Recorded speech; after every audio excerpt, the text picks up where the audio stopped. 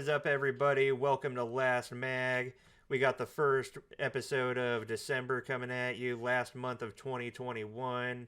We're hoping to see a massive explosion for Fireteam Heathen in this next year. More on that in the coming weeks. But we actually have some Reddit breaking news for you. Did you want to get into that, Cruiser? Yeah, yeah, sure thing.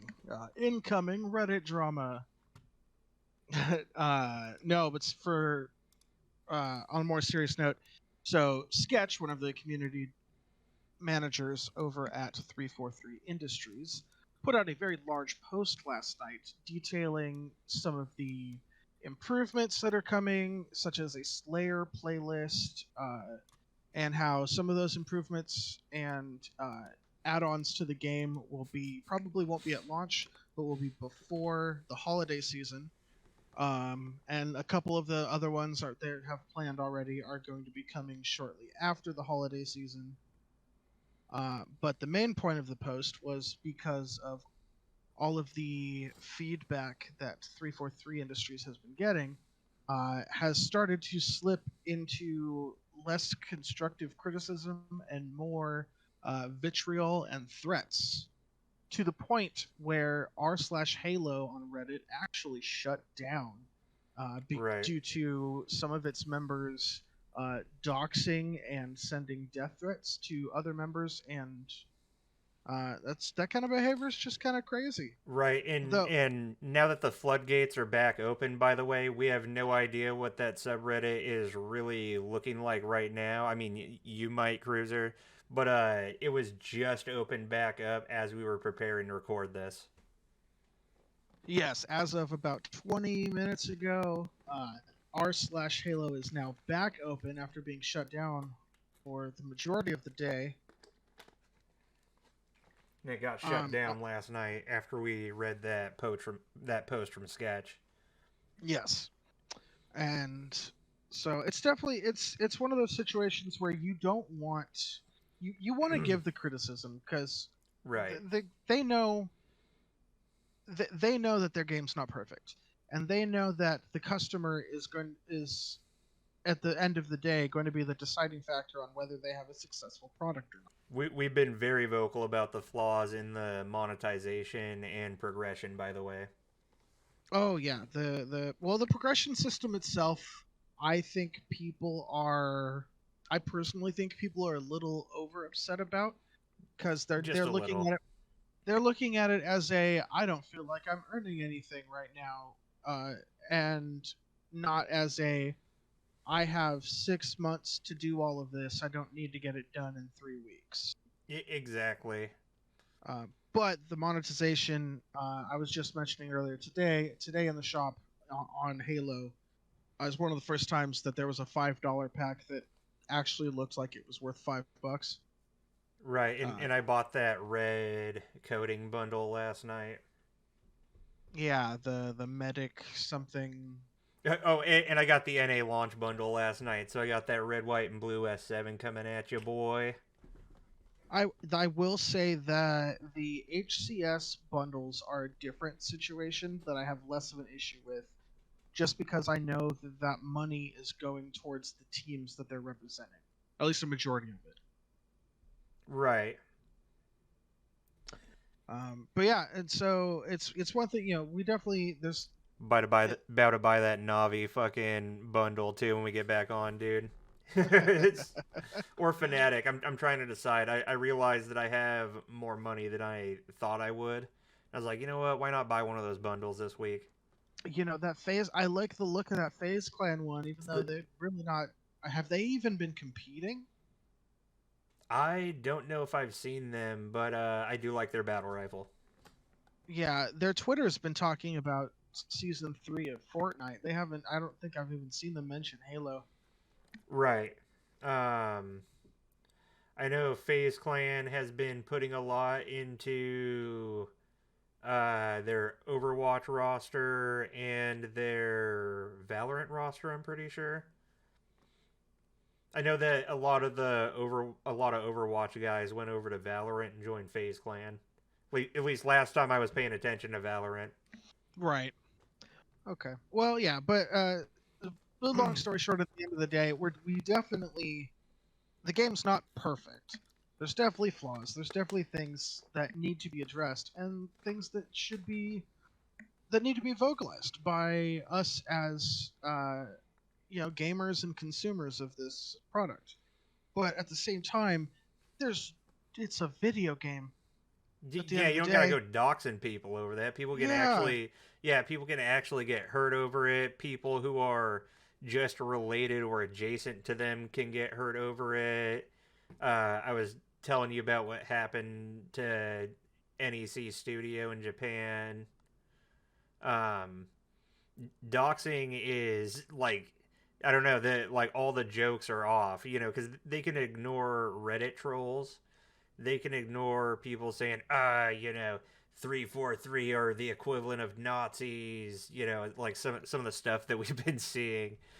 But once somebody starts going after the people that work there, that's when things start getting shut down. People start trying to protect themselves, and they stop worrying about your damn game at that point. So Oh yeah, because you're not even doing anybody favors.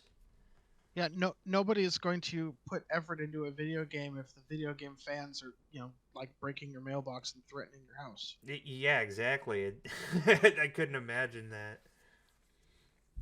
So that's what's been going on in the Halo subreddit. There's even some Halo Facebook groups that are thinking about putting everybody on a equatable timeout.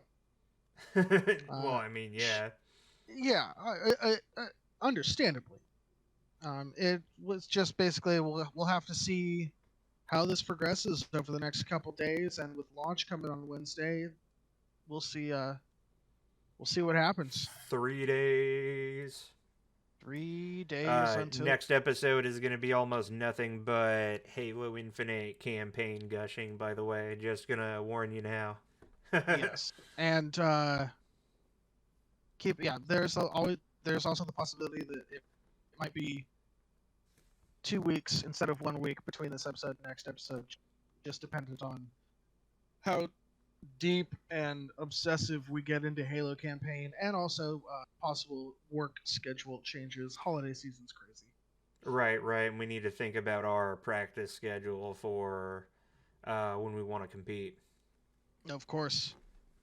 Speaking of competing, what's going on in the world of Halo Esports? So, Thursday night, we had the second day of the Raleigh kickoff qualifiers, and Sentinels was tired of that trash talk.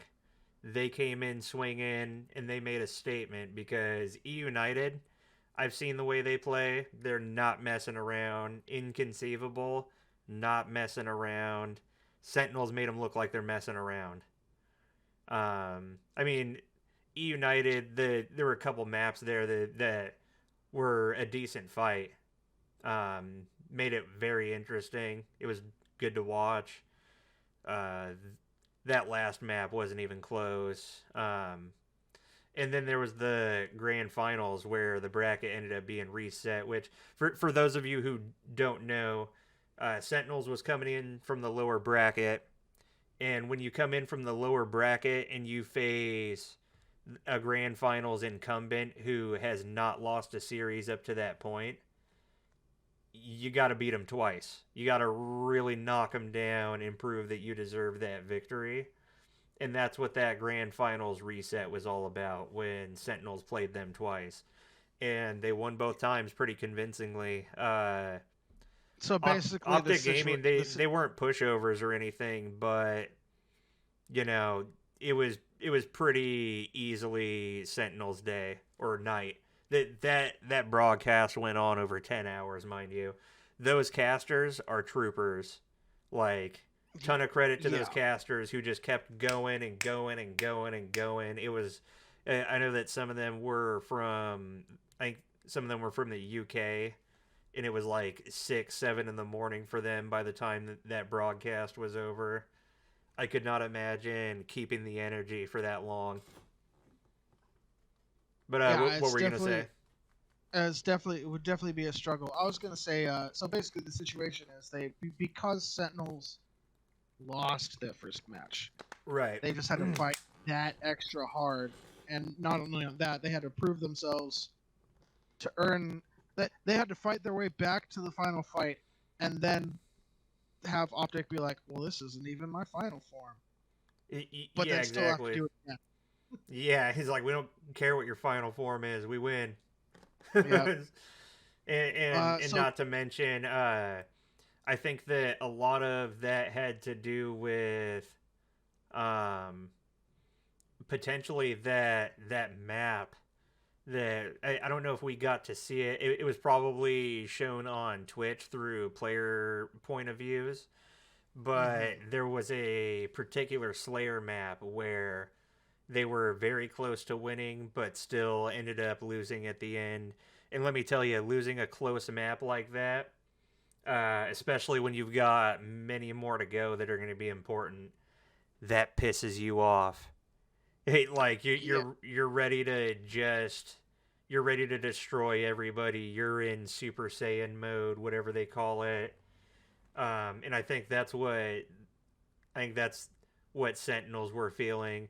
I hope that they can bring it to Raleigh though, because they're gonna be facing Cloud9. There's gonna be Optic there still, because they might have beaten them that night when they weren't ready, but who knows what it's gonna look like when everybody's got tape on each other. That's why I'm really excited for the proper Raleigh tournament, especially because we're gonna see some Halo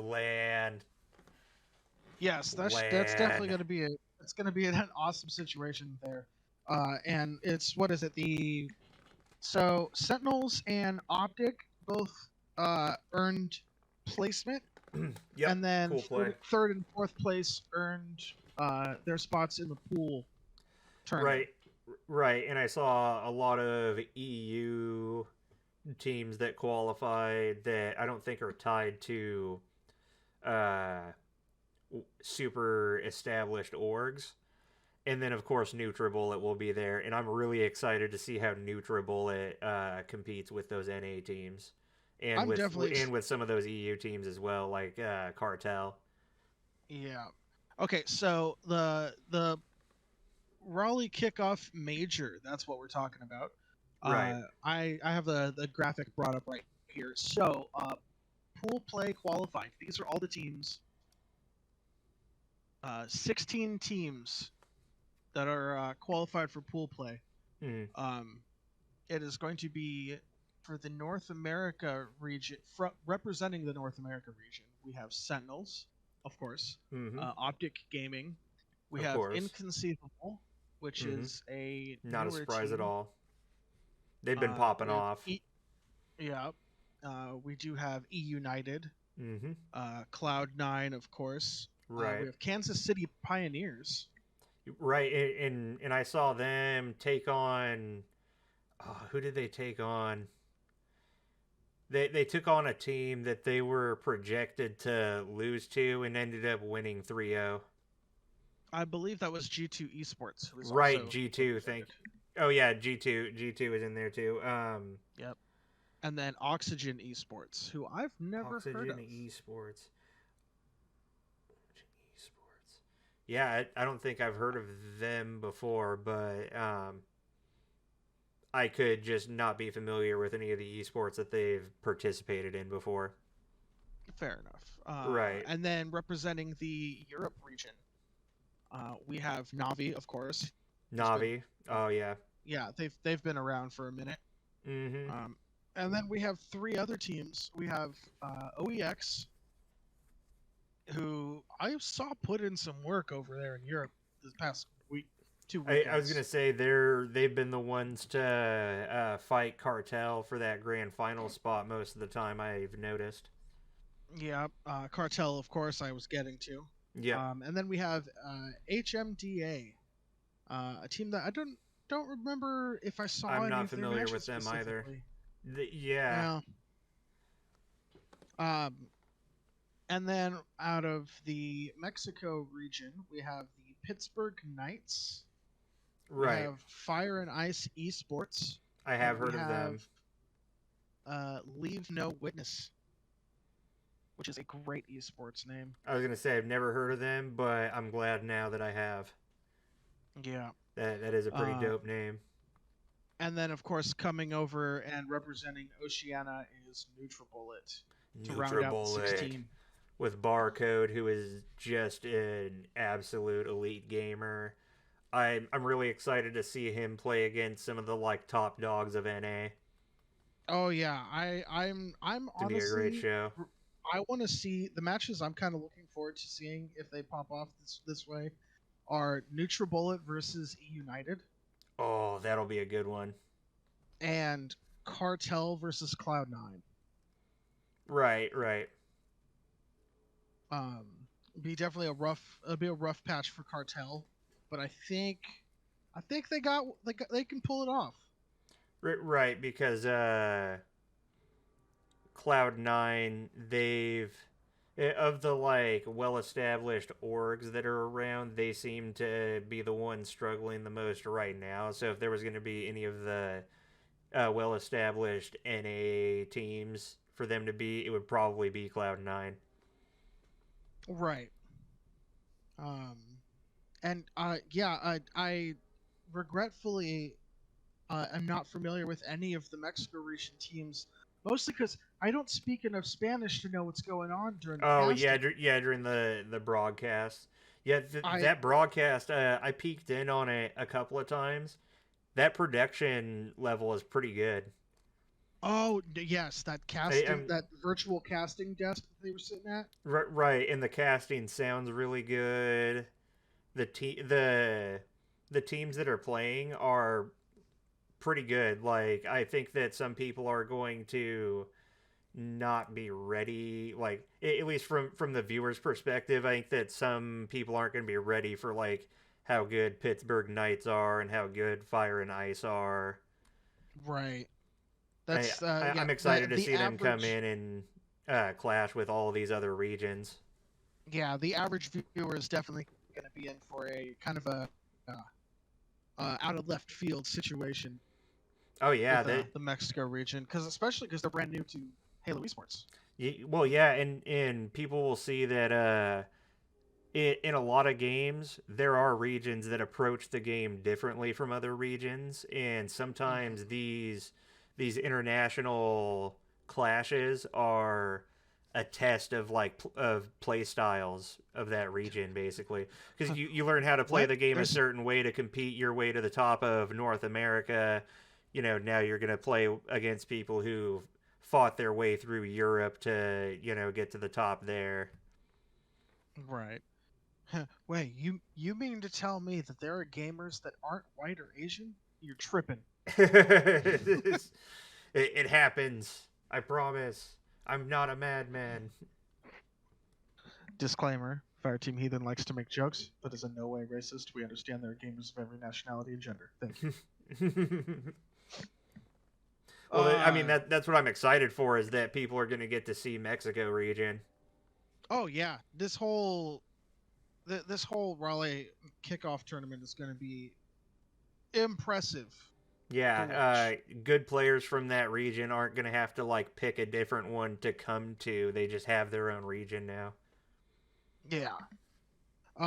What do you think about the possibility of more regions in the future, or even expanding the regions that exist? Oh, you know I am like 100% about that. We need more regions.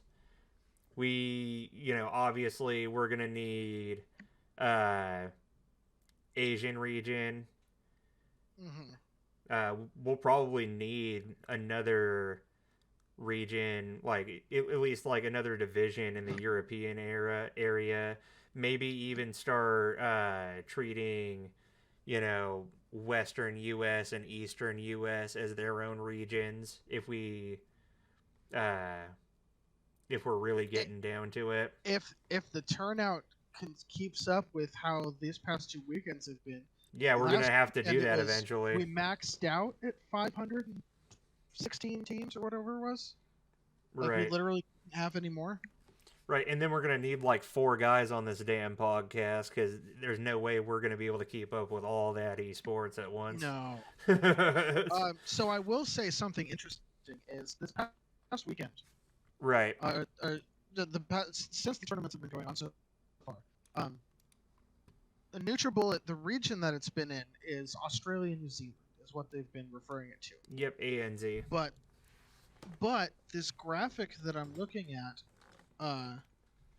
is official from Faceit, which is the web page that they are using for all of the brackets and tournament logins and Oh yeah, I'm familiar with tracking your Faceit. scores. Yeah.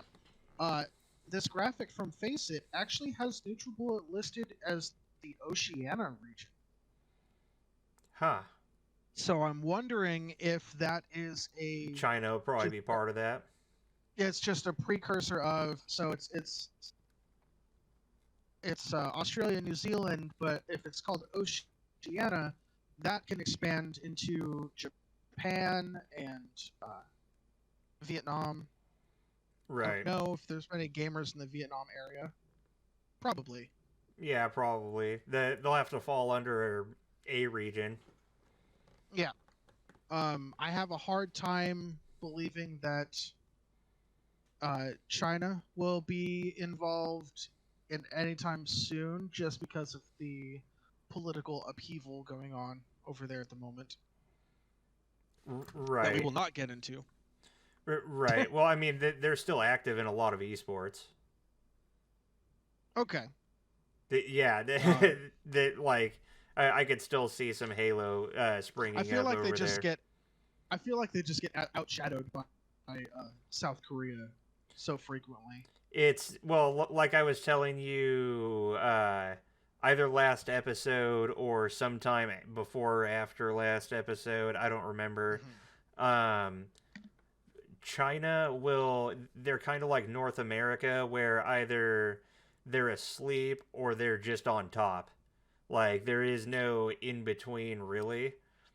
It's just like either it's no contest, Korea always, at the top, or China, North America at the top. And the play styles are actually kind of similar. Like, both regions just love chaos in a lot of games. In Overwatch, for example, that's the thing. Like, if you're in a meta where flankers and crazy play styles like that are king, then China is probably going to be at the top of a lot of those international events and stuff like that.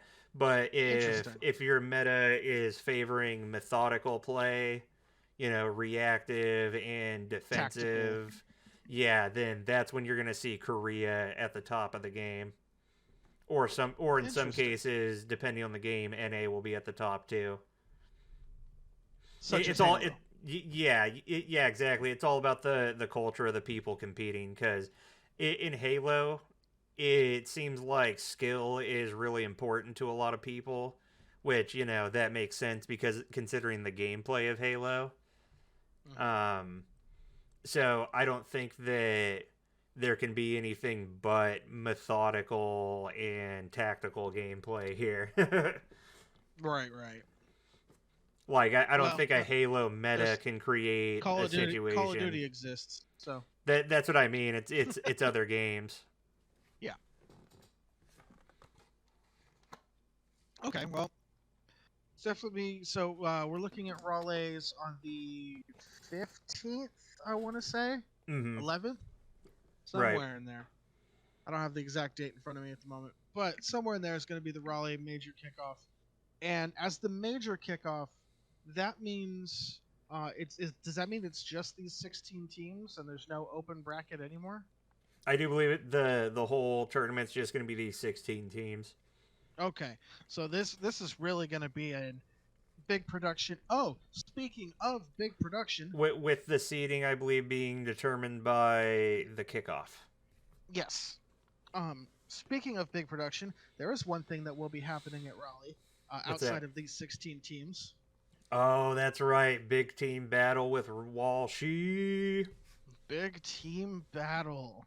Walshy and somebody else. I forgot who it was that I was excited for. It's going to be 12 on 12, so it could be anybody. Well, I know, but I think I'm talking about like the casting of it. Of course. Yeah. Yeah, the last time there was a big team battle at a major Halo event like this was in 2018, Right. I believe. I was not playing Or Halo at the time. 2016. That was a Halo 5 thing, wasn't it? It was either 2018 or 2016, which means it was either Halo 5 or Halo 4. I Gotcha. can't remember which. Because I didn't really play Halo 5. Right. Actually, you know what? The map was Valhalla, so I want to say it was Halo 4. Okay. I didn't play much of Halo 4. In Okay. fact, I didn't play... The only multiplayer I played was with you on MCC. Right. Just to try to catch you up a little bit on what you missed between Halo 3 and Halo Infinite. I played ODST and Reach. It's, Fair. but I guess Reach doesn't really count because, you know, it's prequel. Reach multiplayer counts. Reach multiplayer was really good. Reach multiplayer was amazing, dude. Like, I dropped Call of Duty the second that was available to me. Well, a lot of people are dropping Call of Duty and Right Fortnite now. and everything to come to Halo right Oh, now. Dude, I'll tell you what I was saying to my friend before I came in here to record. The only thing that happened to Call of Duty, like, because the Vanguard is the same level of quality that Cold War and whatever Call of Duty game before it was. It's the same level of quality. The only thing is, Halo came out right next to it, and people looked at it and went, wait, games can be good? What is this, COD? That's literally what's happening to Vanguard right now. Yeah. So I can't really Halo- say exactly what's going on with Battlefield's bad reviews, but it doesn't look that bad when I look at gameplay. So yeah, Battlefield seems to be an interesting monster because they finally I decided. know you said not... you said it was underwhelming. Was that the word? Yeah. So the base game of 2042 is just kind of it's Battlefield. Right. There's some extra neat gadgets they added to the game, but it's still just Battlefield. No. Uh-oh. God. Oh, don't worry about it. There we go. Okay. It started flashing. I had to turn it off and turn it back on. Gotcha. But anyway, Battlefield. That's what I do whenever someone flashes me. Turn them off, on again. Yeah, there you go. Right. So yeah, it's just that's the thing. It's Battlefield. It's nothing special. The Battlefield portal is actually very interesting and fun because I thought it was going to be. Well, because you can set up custom games where one team is playing a team of World War II people versus another team that's playing Modern Warfare people, and you can put it on a Vietnam map. See, that's that's something that I always wanted out of Battlefield, but also I always wanted a Battlefield game that favored like strategic and tactical gameplay again, and 2042 looks like it's doing that again. Oh, so Arma? Yeah, well, yeah, like you played Battlefield 3 and 4, didn't you? Oh, of course. Yeah, a return to something like that, and it looks like 2042. Nice, that was good. Yeah. 2042 looks like it's that, and I think it's getting bad reviews because a lot of Call of Duty kids that played Battlefield 1 and 5 are playing this one, and they're not happy with it, but it's like, no, this is Battlefield.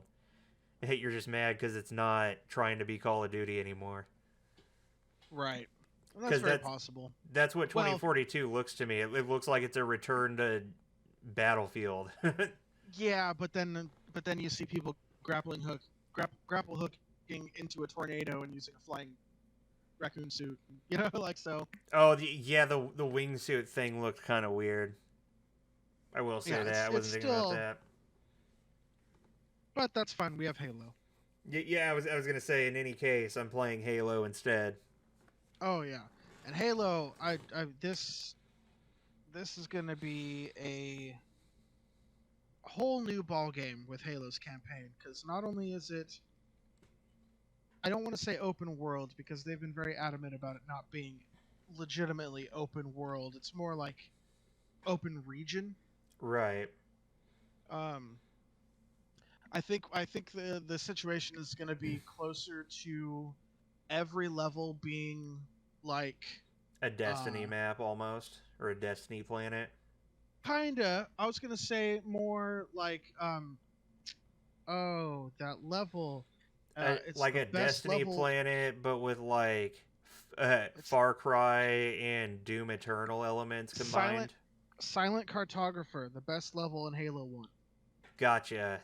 where Yeah, you land yeah. on the beach and then you decide how to approach the rest of the level however you want to. Right. I think the whole game is basically going to be like that, but big, bigger scale. Right. And imagine a flood level like that. I'm. There's a reason that people have only played the first four levels of the game, and there is a reason that no one knows what's going on with whatever that witch, not forerunner, possible precursor person in the trailer is. Right. Like, they need flood. They need flood, They do need flood. and I'm hoping that they've been silent about the flood this whole time, Mm-hmm. and then surprise, there's flood like towards the end. As long as I don't have to go through the library again. Right. Oh, dude, the library getting chased by all those flood. Oh, so bad.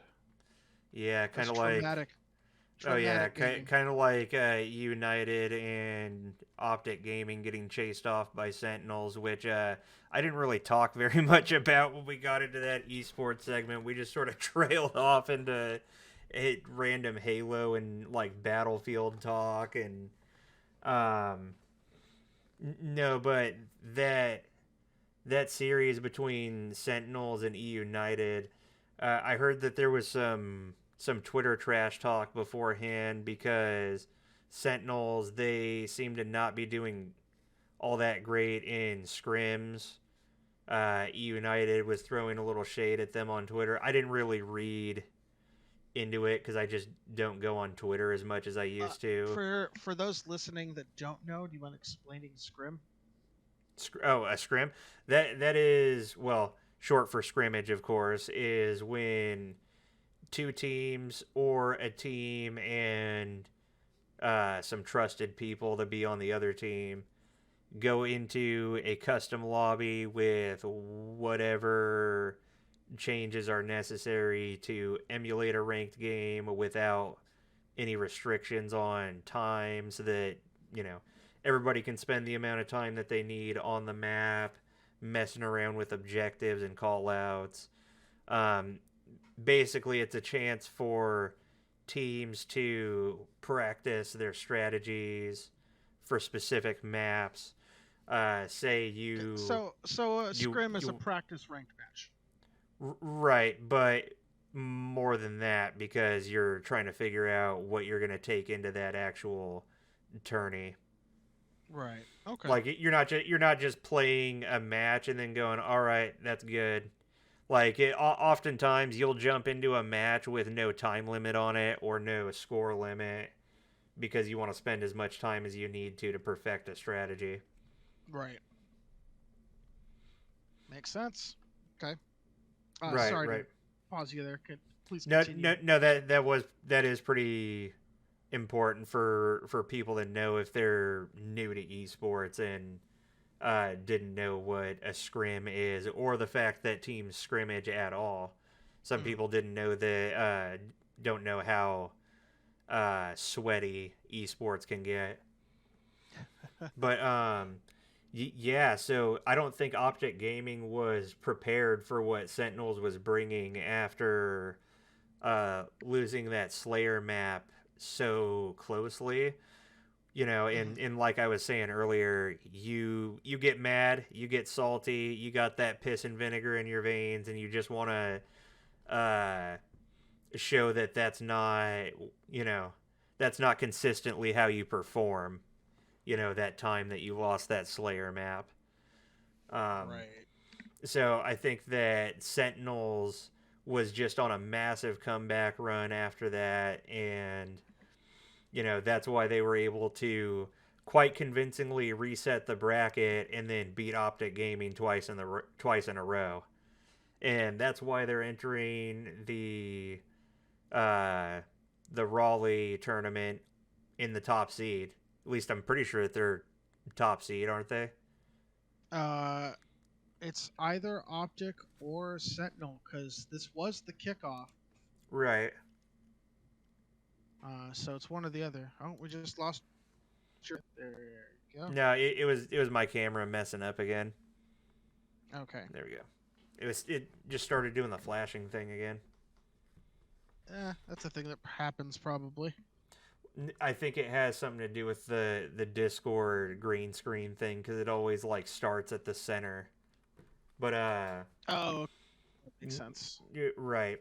But you said that Sentinels are top seed going into the Raleigh tournament, aren't they? I'm almost positive. Right, because I was just saying that because you read their names first when you read that tweet, and I haven't seen the tweets since then. Right, right. Actually, I could send you the image so you can see how it looks. Oh, okay. Because it might be a thing you've seen before. Is it like Or like a picture of like the brackets? no, it's not the brackets. It's well, you'll see here in just a second. Are you sending it on Discord? I am indeed. Okay, I'll check it on my phone so as to not shoddy up the production. But yeah, so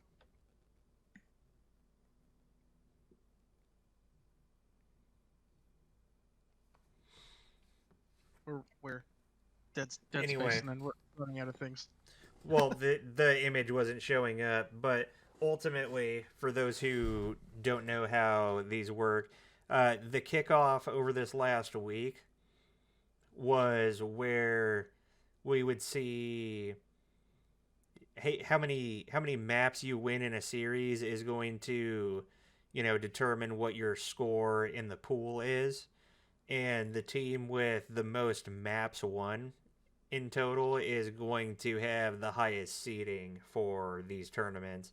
So, um, I don't know if that's how they structure it for the Raleigh because I was wondering about that if Sentinels are top seed now because I don't know what their map score is compared to Optic, but I know that Optic have a pretty high map score, Well, so and I know I Optic's wouldn't be overall surprised if it was still score. higher. I know Optic's overall score is higher because of the winning the two previous weekends. But I don't know if that just earned them placement Right. for the kickoff, and then the turnaround on the kickoff is how it's going to be placement. And I don't know. Right. That's why the order of that tweet stood out to me because I kind of thought that Optic would still be top seed going into this, but it sounded like Sentinels are now. Very possible. Very possible. Now,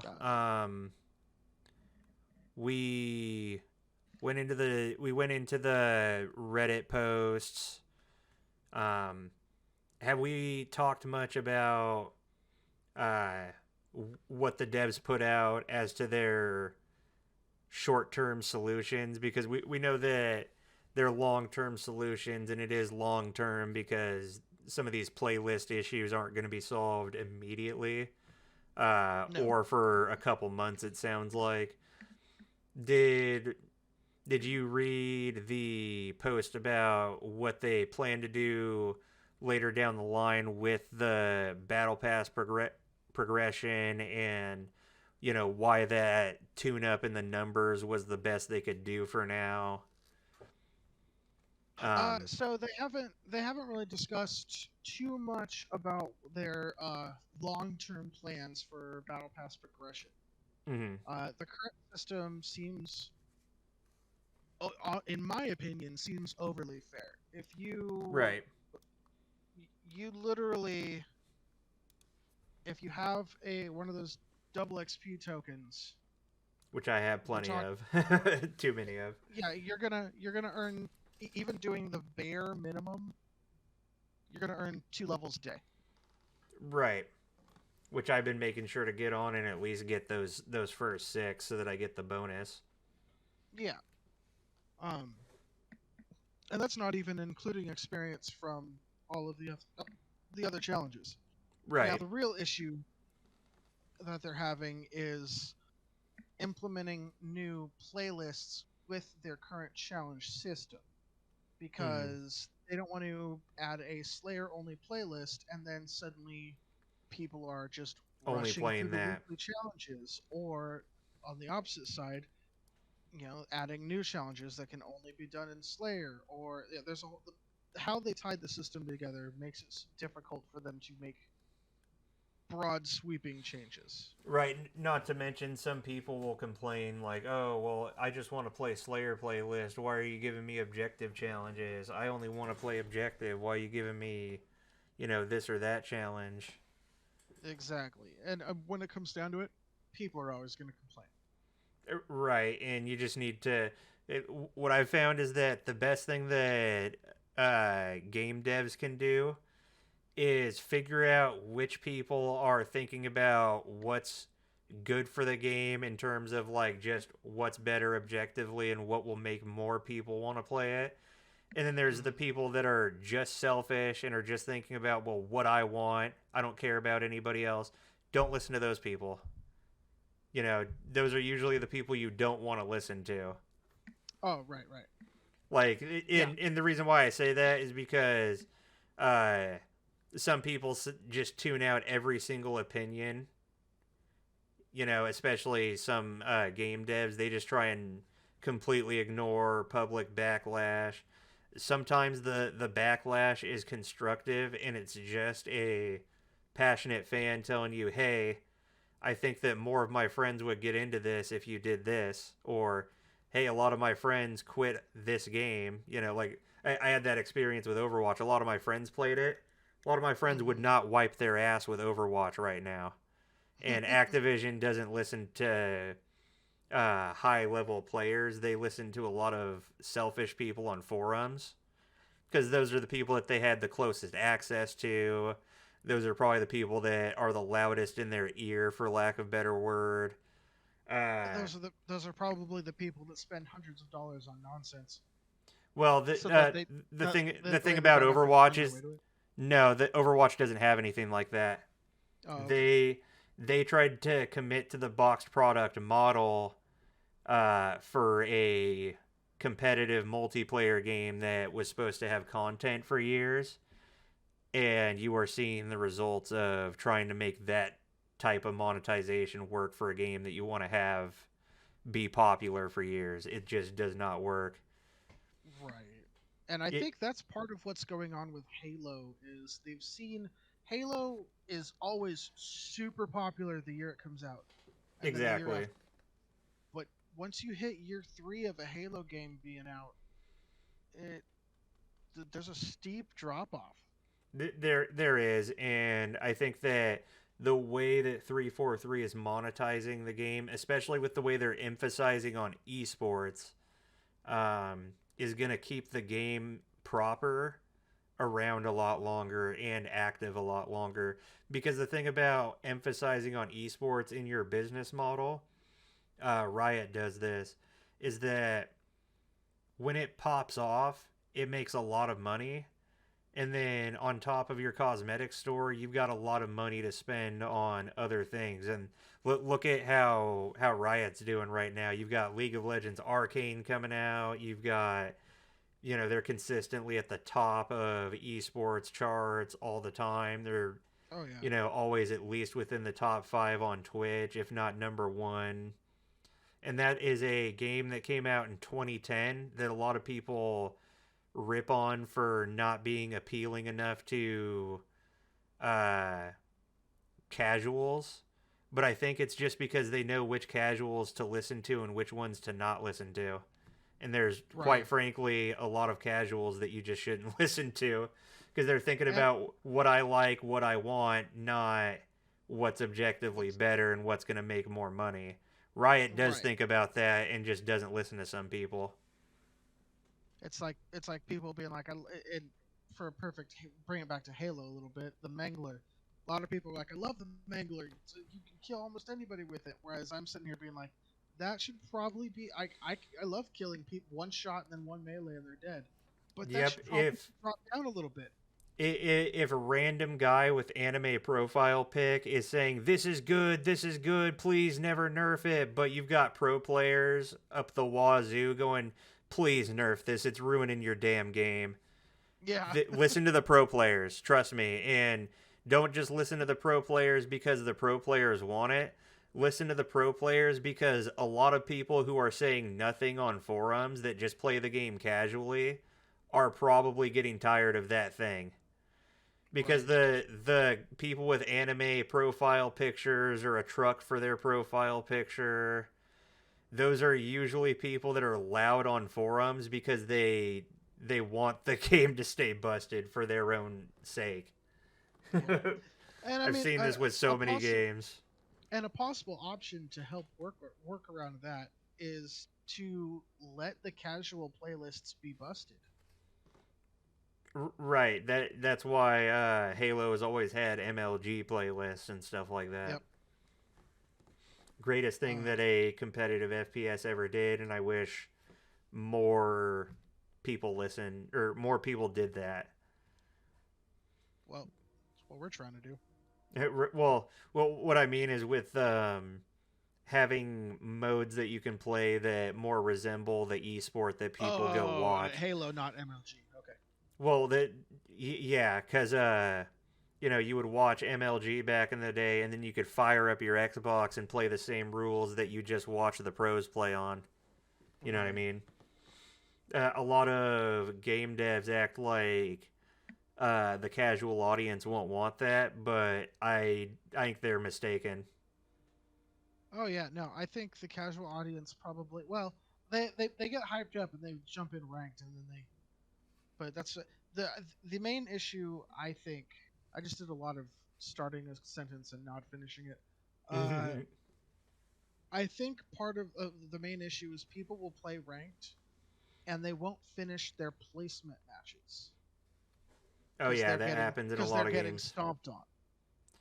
which But if you finish, doesn't really say much when you can have 5 losses and place highly because you performed well. yeah. So just a word of the wise to anybody that wants to play ranked but is just getting destroyed or losing, at least finish your placement matches and get a rank. Yeah, don't be discouraged if you lost a game because there was a feeder on your team and you genuinely tried. There are things that you need to think about that you did that could have won you the game instead of losing it. But also, if you lost the game because you tried to push as a team and you had 1 or 2 people just feeding the whole time, don't get tilted by that. Go next. Yeah, Like oh, I forgot which streamer said it, but we go again. We go again.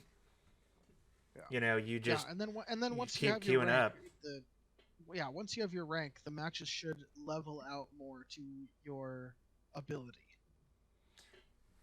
Yeah. I mean, to a point. I was gonna say in a lot of games, like the lowest rank to the mid tier rank, it's always gonna be a very mixed bag of what you're gonna get. It's always towards the higher end that things start to get more consistent. But That's fair. 'Cause you get a lot of people that are playing right. in the lower rank on purpose. Well, that and it's like you'll say we're playing in like plat. There could Hmm. be somebody on our team who's in plat because he's just really good with that S7 and always goes for it, but he's dog water at you know following call outs or staying with their team, and they always just get caught out by themselves. And that's why they've stayed plat. And then there's another person that's got terrible mechanics But if they've got good teammates that they can work with, communication is maybe their strong suit, but they're just a bad shot. That person needs to work on their mechanics if they want to climb higher. Right. That person But can get a ultimately healthy carry to Onyx. that's yeah. Well, that's the thing. You can't get carried to Onyx because eventually you start playing against teams that having one person that's behind on their mechanics, that's going to be what decides the match. True. Right. So, that's why the lower ends of ranked in pretty much every game is going to be a mixed bag of why everybody's there. Ooh boy, am I excited about ranked tactical slayer. Ranked tactical slayer is going to be insane. I cannot wait. That's my bread and butter. Well, and after the show, we're gonna have to talk about tactical slayer tourneys, because if we're putting on our own casual weekend tourneys, they've got to be some tactical slayer. Yeah. And then once the game's out, and after the Raleigh tournament, we should look into what is entailed with putting together legitimate grassroots tournaments. Right. Yeah, we should actually get more into that after we're done recording, which we're actually approaching that time. Funny you mentioned that about the campaign, because next episode is going to be just entirely campaign focused. I mean, we'll obviously follow up on anything esports related that happens before then, but we're definitely going to be putting out the next episode before the actual Raleigh happens, so there's time in between. We'll at least be recording it. We'll have it recorded before Raleigh. Right, and without a doubt, we need to do a watch party for the Raleigh. Yes. Details on that later, though. Well, details on that are, as it stands, follow the links in the link tree to join the Discord, and the day of the tournament, join the watch party. Right, but the exact timing of it, we'll have to figure all that stuff out, and who all will be there, whether or not it'll be just you and me, or Vivid will be there, all that stuff. Right. And Vivid is a member of the team. He does exist. He is like a mythical creature. Yeah, he will eventually be on the show. Don't worry. Yep. But with that's probably a good place to end, I assume. That is a good place to end. I've been Foxhound. That's Cruiser, and that's it.